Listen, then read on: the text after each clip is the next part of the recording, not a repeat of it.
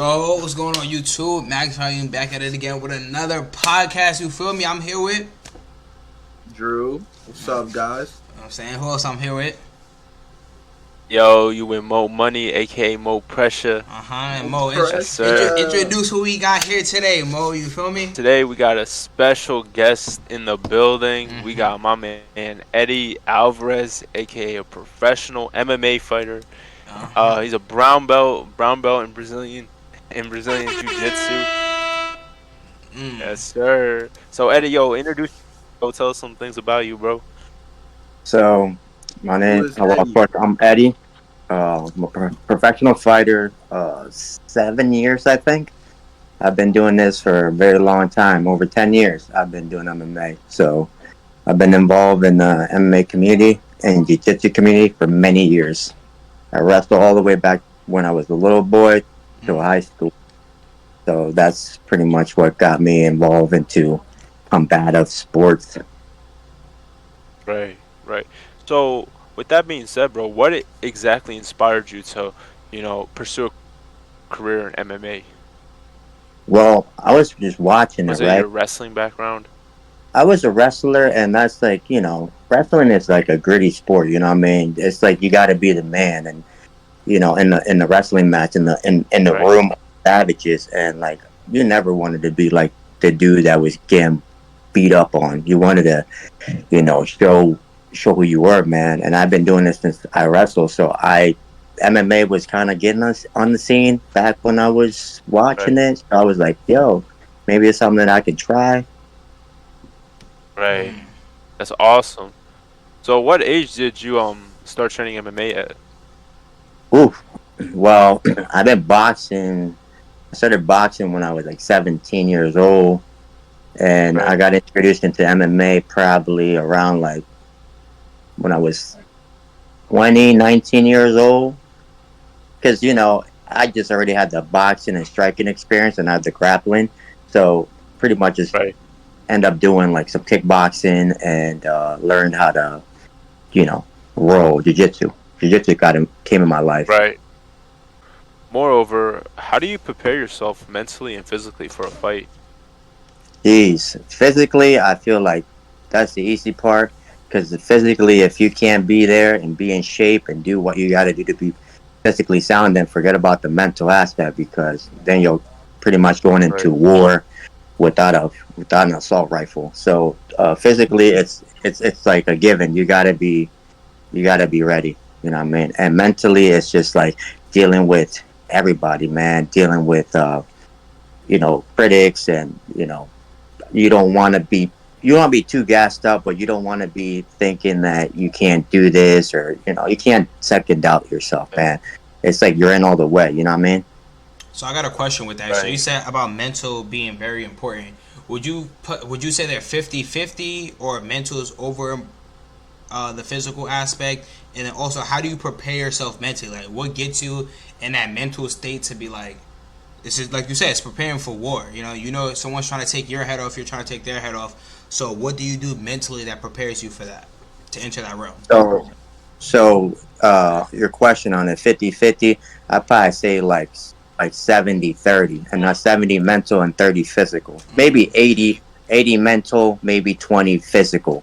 The reason I say that, because physically there's a lot of people that are freak athletes, but once they step in there and they got to deal with the crowd or the noise, or just being a fighter and being involved in a place where they've never been before, with thousands of people just watching and having the highest expectations for you, because they seen you. You're a physical force in the gym, and you're a savage. But you gotta also, whatever you do in the gym, bring to the cage or the ring and showcase that. Some people have been physically built, physically more gifted than me, and mentally they get in there and they go black, and they get beat up by a guy that's not even as physically in shape as they are. Those guys in there are mentally ready to kill you, and it's just. Have you ever?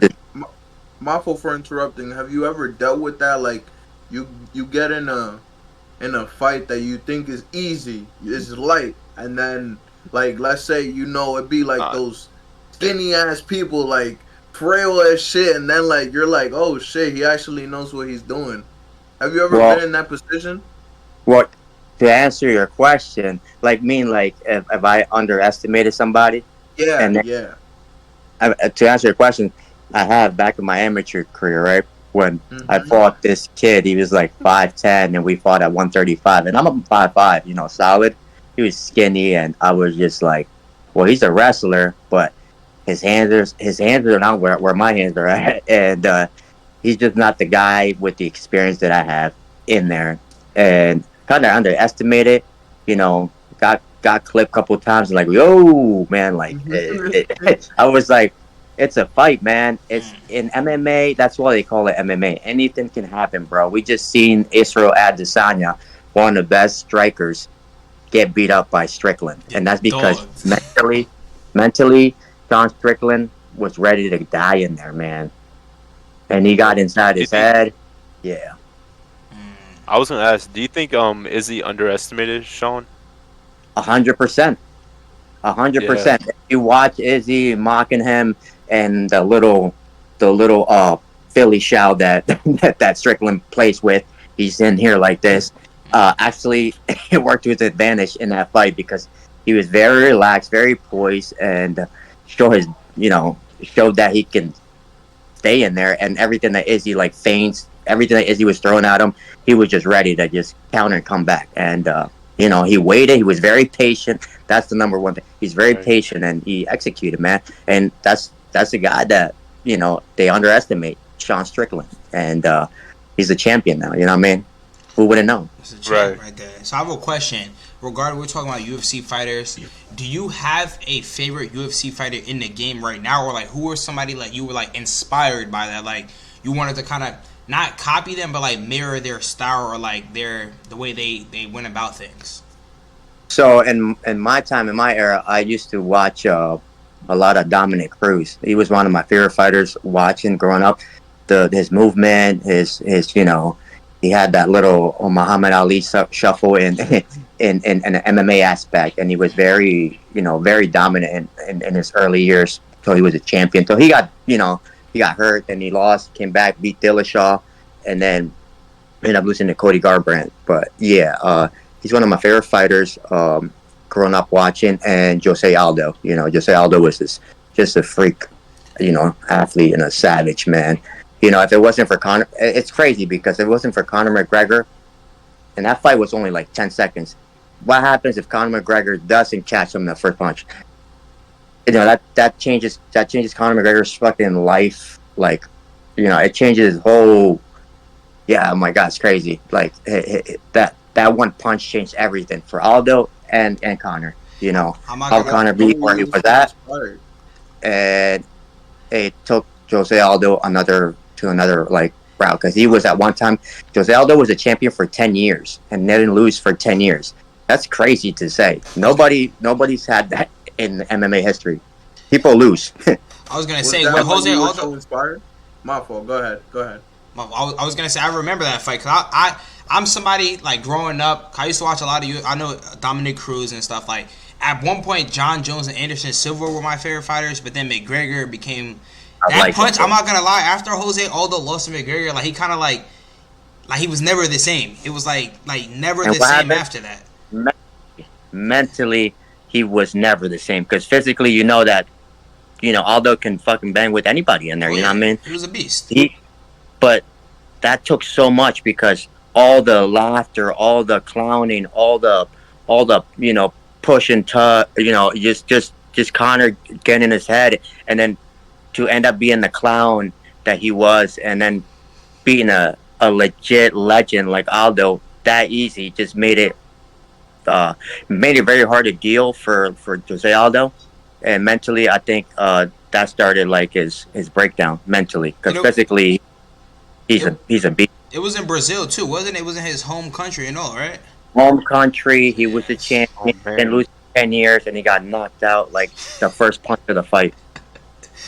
That is still like one of the craziest knockouts because the trash talk coming up into that Conor McGregor, he's one of the greatest trash talkers. He will sit there The disrespect. best. He don't care.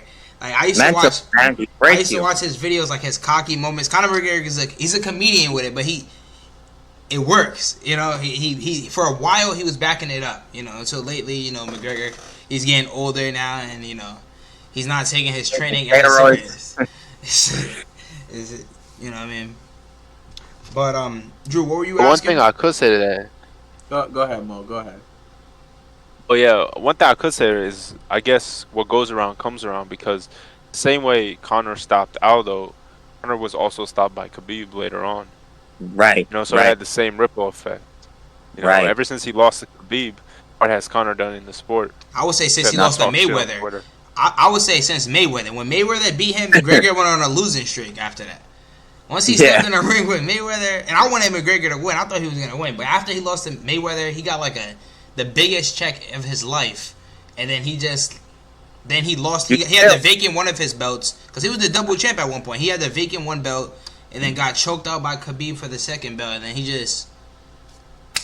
was never the same guy anymore. It was He beat Cerrone. Cowboy Cerrone. And then he broke his leg like back to back. He got knocked out by who was it? He got knocked out. Then Dustin Poirier got knocked out by him and then broke his leg the second time. Like, And then he started talking about his woman. Crazy, he man. was sitting there on the floor. Boy, he had a broken leg in interview. McGregor was trash talk till he dies. He was trash talking with a broken leg. Sitting there on the While floor. Yeah. I mean, you gotta give that to him. At least he didn't stop trash talking after he lost, right? Right. You don't give up. That's a legend. That's a legend. That's legendary. Just sitting on the mic, that meme will live on forever. Like it's like Joe Rogan's got to get his last interview. Literally squatted down talking to McGregor. He said, "How about your woman? She was in my DMs. Check your woman. She was in my." Like, You women in my DMs. McGregor is a savage. I can't lie. So let me ask you, what would be the most? What do you think is the most challenging part of MMA? The most challenging part of MMA is staying healthy, bro. Because literally, like, if you're not healthy, you can't train. If you can't train, you can't put your craft to perfection. While it's jiu-jitsu or striking, kickboxing, MMA, cage wrestling, anything. If you're injured, it's like it's a setback. You know what I mean? So staying healthy is like the number one thing, because for me, when I get hurt, it's like a setback. Like, man, I'm not practicing. I missed 2 days. I missed 3 days. I missed a week. I'm pissed because while I'm missing days, other savages are getting ready to fight me. Train 7 days a week for like 5 hours a day, 6 hour days. Double sessions. I understand. Yeah. They're actually working on their craft every day, and they're not missing. Exactly, bro. Man, the only thing I can do if I'm injured, I'm shadow boxing. I'm mentally preparing in my mind. Like, I'm shadow boxing, seeing like where I go, like with where I'm at, like in a cage. Like I'm planning scenarios in my head. Like I'm throwing my jab, I'm dipping, I'm going underneath, I'm crossing. That's the only thing that I can really do. Just mentally get ready while I'm injured, because I can't say I got a bad knee, or I broke my foot, or I got a hamstring injury. Yeah. Speaking of the mental, you said that that may be the biggest part. What's one thing you can tell aspiring MMA fighters that they could work on, that they can do to work on their mental every day, even if they're missing a workout? Well, just stay motivated, dude, man. Just like if you get hurt and you have a little setback, just make sure that you keep up to date with things that you got to work on. If you're boxing, you can't go to the gym. If you're hurt, just shadow box, or slightly, like, do some things around your house that's going to benefit you when you get back into the gym. It's almost like if you never left, but you were ready, even though you were injured, but you couldn't train with your teammates or whatnot. Just stay focused mentally. Always stay positive, man. You got to have positive attitude. And ignore what the critics got to say. There's a lot of haters out there. I mean, even maybe for you're a Mo, like people telling you, oh, you can't do this, or this is a joke. You're never, you're never gonna get there. Don't do this. Whatnot. You don't listen. Only the person you gotta listen to is yourself. And that's how I got myself. Like people, when I started doing MMA, they're making fun of me. All of a sudden, I'm fighting at the casino. All of a sudden, I'm winning fights at the casino. All of a sudden, I'm fighting as a pro, and everybody's like, "Oh shit, what?" Yeah. So how do you deal with the haters? My fault. Like, how do you what is something that you from the early stages that you just said, to block out that hate and just you know what I'm saying, just continue doing you, like you said, only listening to yourself. So speaking of haters, bro, I had my first pro the other day. Some guy I don't even know just messaging me about how much I suck. He seen me fight. He said I'm 110 pounds soaking wet. I'm 4'9". That he would kill me. Fuck him. And oh my god! I was just like, bro, I usually ignore fuck. people like that. I usually ignore people like that. But then he just kept going in my DMs, and my Facebook and my Instagram's public to everybody because I'm a pro fighter. I'm an athlete, and I'm like, Joe, who the hell is this guy? He's like, bro, and I'm like, bro, I'm like your worst nightmare, bro. I seen you fight, man. I never fought a day in my life, and I'll freaking destroy you. I'm like, what? Eddie, if you don't mind, Out of nowhere. if you don't mind, is he in your weight class? I don't know. Is he around the same weight as you, bro? From what I'm hearing, since I'm 5'5", 155 pounds, he's probably 200 pounds, probably your size or something. Some ghetto troll out there just doesn't understand who I am in the gym, and he started talking about my record, because I have 5 wins and 8 losses, but my 8 losses come to super tough opponents. Some of them were the top of the crop, you know what I mean? And and it's just crazy. I wanted to ask you about that because Mo, when we were speaking with Mo and stuff, seeing your fights and stuff, knowing that you have your record and things like that, how have you dealt with losses in the MMA and stuff that made you keep going? Okay, I may have more losses than win for a pro record, but what keeps you going where it's you ignore the record and you just keep battling? Good question. So as an amateur and as a wrestler, throughout high school, I had a winning record, definitely above 800. And as an amateur, I had 13 amateur fights, and my record was pretty much 90% of my wins. So that's how they decided this man can move to the next level. The State Athletic Commission gave me a pro license, and I won my first fight and fights ever because it was in my hometown in Bethlehem at Wind Creek, which was the Sands Casino when I fought. And I fought on CBS. I was the first pro fight, and it was just cool, man. It's just my people were there. I had 500 people, and it was loud. And not only did I win, but I KO'd the guy, and I was just what? I hit this guy, and I didn't think I hit him hard. Body drop.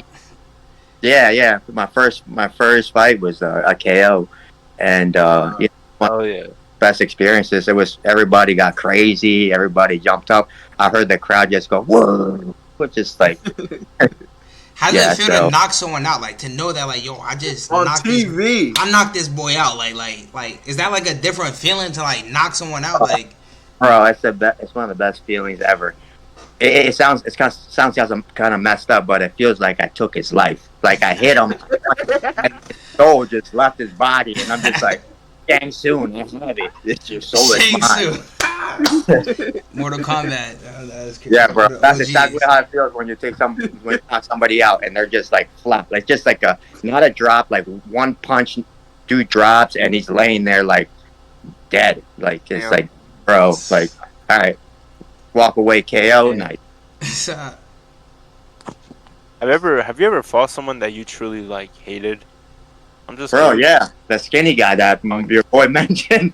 Yo, this guy. Oh, for real? Yeah. He talks so much. He was pretty hood, but he had wrestling. He had a wrestling background. He was a really good wrestler in high school, but he thought he can bang, and MMA is different, bro. Right. You got to do more than wrestling. But he was just tough. He take hits, man. He was just tough, man. He's one of the toughest guys that barely trained. That was a wrestler in high school. That gave me the hardest time, but I beat him up pretty bad. And then like it was.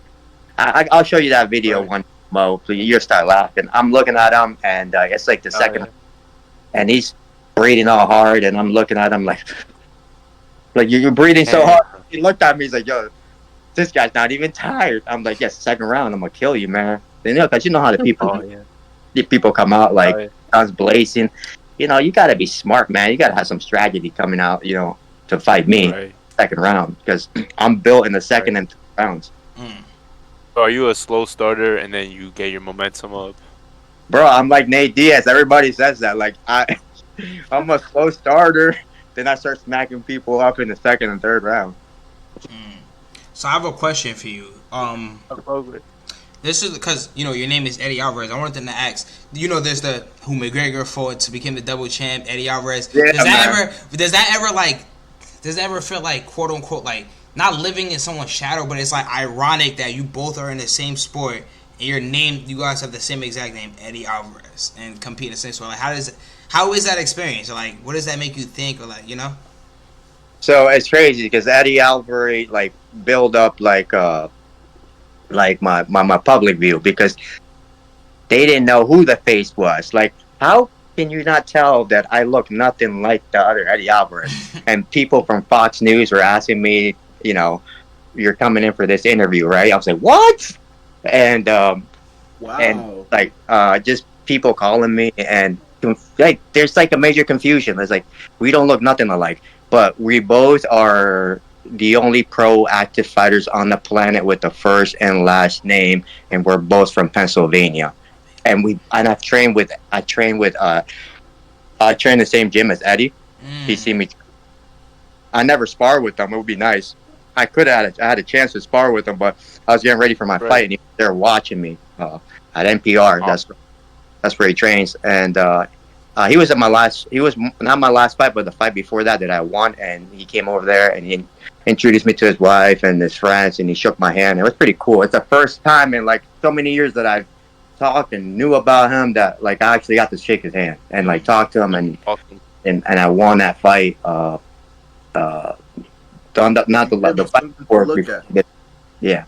So it's like everybody's like if I post something on Instagram, like that's why you got knocked out by Conor McGregor. It's just I'm like, bro, is that the same guy?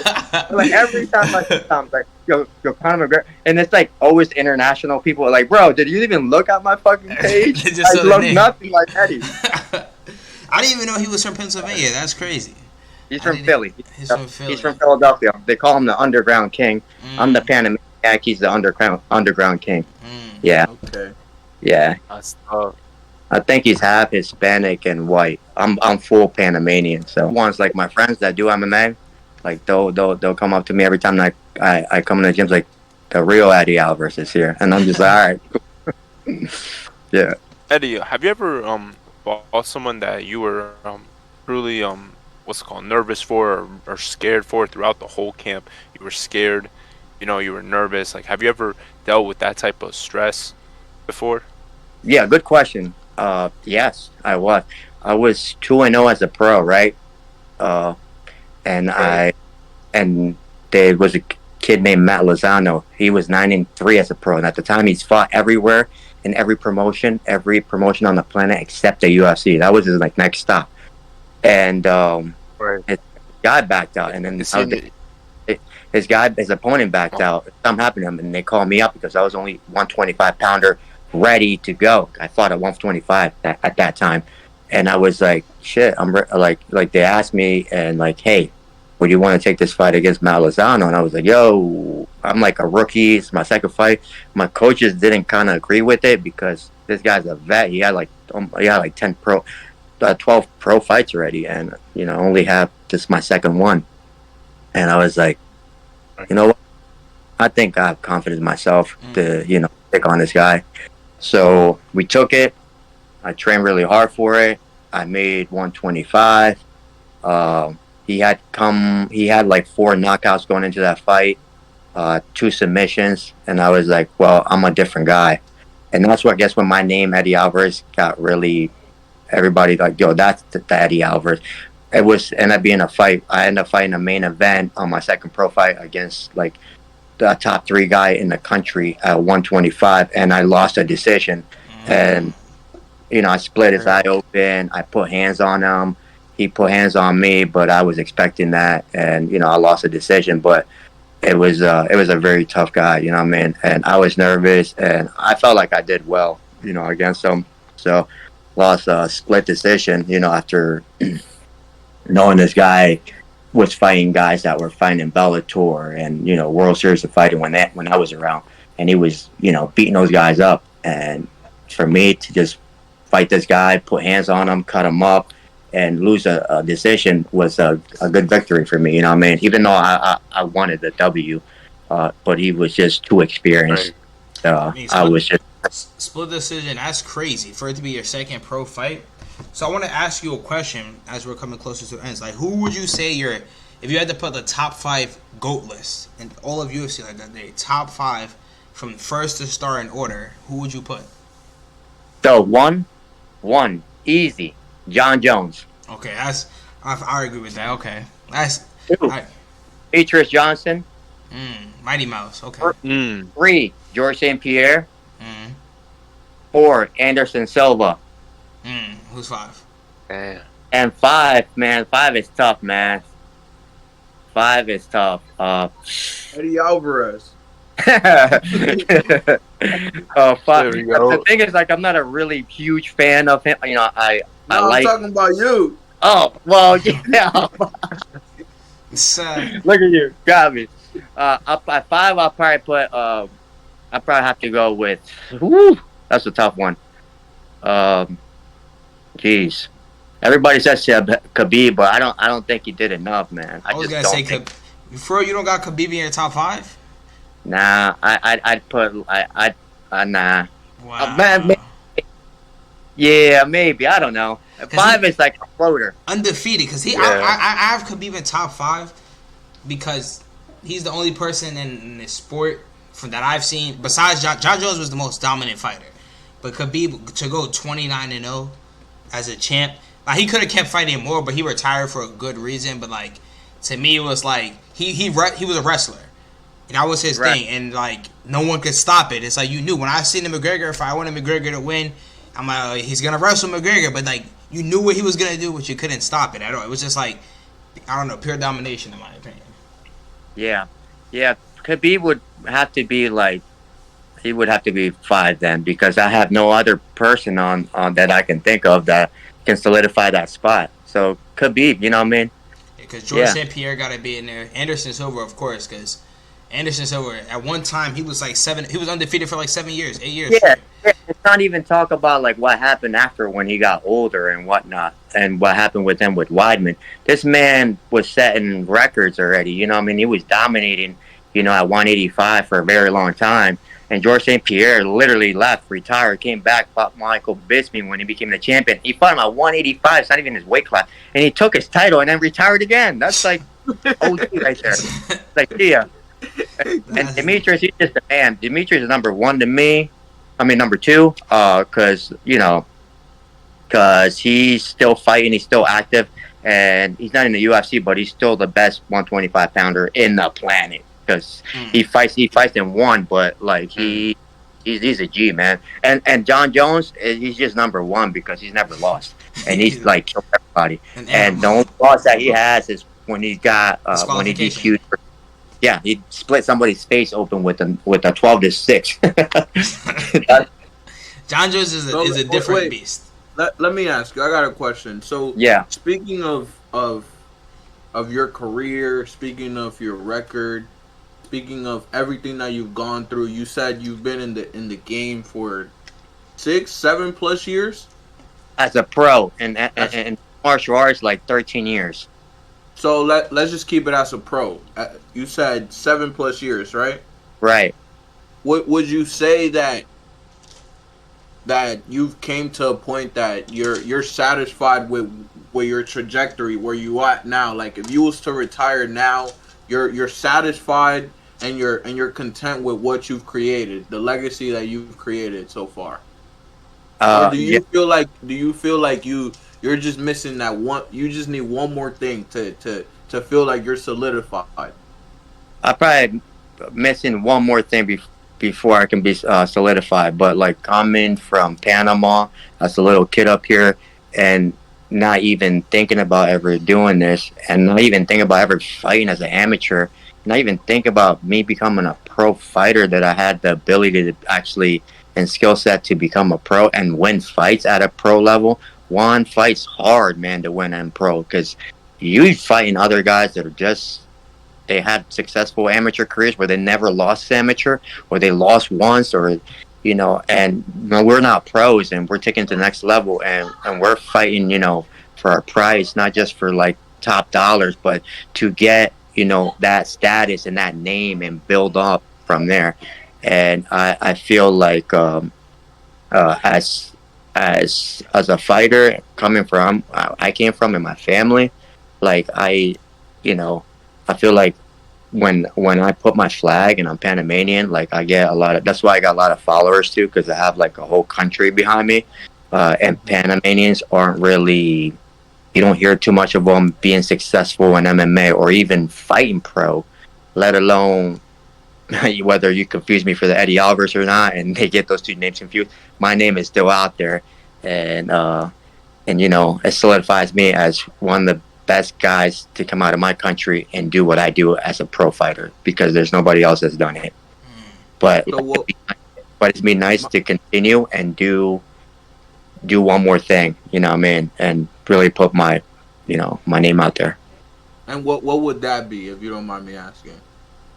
Well, first, last thing.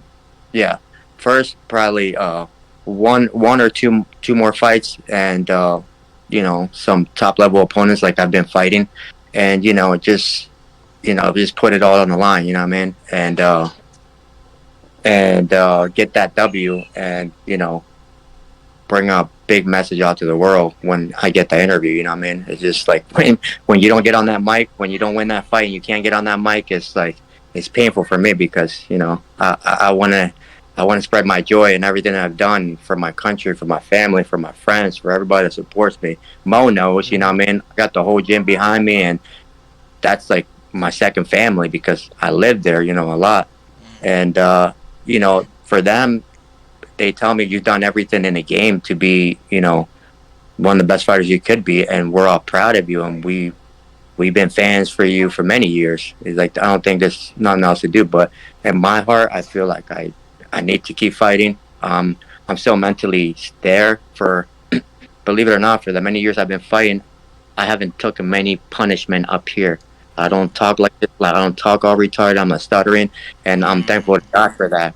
I don't get hit in the face a lot. If you watch my fights, I'm the less hit fighter to the head. And it's because a lot of boxing, a lot of head movement, man, and nobody wants to get cracked with MMA gloves. But mentally, I'm still there. So, and physically, sometimes I'm there, and sometimes I fall back. I was a little faster back 10 years ago. I'm still faster than some average guys, but like I was faster back then. And speed, speed throughout time, throughout age, you slow down a little bit. So, so I have a question. All the time, man. Last question. For my last question, Yeah. one of my last questions. What will be your advice for the youth? Like for the youth, for like whether it be in the sport of MMA, whether it be just playing sports in general, what is the advice you would give out to the youth? To the youth, oh man, just like pick, do whatever you want to do that you love, man, and stick with it. You know what I mean? Don't half-ass anything in life, because you're gonna get the results that half-ass people get when you do half-ass things. You know what I mean? If you're gonna do something, if you're gonna play soccer and play football, you want to do mixed martial arts, put everything into it, because that's the only way you'll become, a dream killer. You'll chase your dreams and be a guy, man, that people are gonna look back and be like, yo, this dude did it. I grew up with this guy, seen him grow. He talked about it all the time, and guess what? He backed it up. And look at him now. He's fighting pro. He's playing pro football. He's a professional soccer player. Oh, he's playing pro basketball, man. Like, you just get, I get excited for people like that. For like when I see like the youth growing, the youth, and they grow up, become teenagers, you know, become young men, and like all of a sudden, I'm like, what? Me, these guys are doing it at a high level. I say that because I know this kid. I know him since he was 14. Now I'm his coach, and and like everybody's like, oh man, when you get older, you become a coach. I'm like, no. You know, I mean, I'm his corner right now, but you know, I'm guiding him, and he's 21 now, and he's fighting his second amateur fight, and I'm proud to be in his corner and guiding him. You know what I mean? Right. Oh, I think I know who you're talking about. Yeah. I think I know who you're talking about, bro. His name. He's bald though, right? Yeah, he looks like the Airbender. Yeah, I know who you're talking about. Nah, but this was definitely a great podcast. Definitely appreciate you, Eddie. You know what I'm saying, hopping on the pod, you know, giving advice out to everybody out there and just, you know, going over your career and stuff like that. Definitely appreciate it, you feel me? So Thank you, We guys. appreciate you coming on. We appreciate it a lot. taking your time and stuff like that. Instagram in the description, you feel me? Instagram in the description. So what I'm gonna need y'all to do is smash that sub button, smash that like button, and comment down, you know what I'm saying, what y'all thought about the video, you know what I'm saying? MaxVolume, we only going up right now, you know what I'm saying? Again, shout out to Eddie Alvarez, you know, and